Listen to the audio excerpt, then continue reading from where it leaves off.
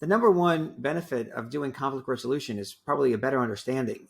I can't tell you how many clients I've had who claim to have a dispute or a conflict, but really it's just a lack of communication and a lack of understanding. So one client I had this past week where someone felt betrayed because they thought that they were speaking to someone confidentially, and then the other person betrayed them. And in the conversation, it turned out that there were two conversations that these people had. One was a private conversation, and then another one, a public conversation where other people overheard them. So one person thought that this was a betrayal of a private conversation, but the other person said, no, but you also made the same point publicly. And that's when I quoted you.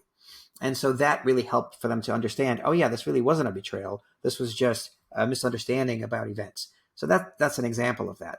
And there are lots of other examples where people go into it with this thought that somehow they are wrong somehow and they're the victim of the other person.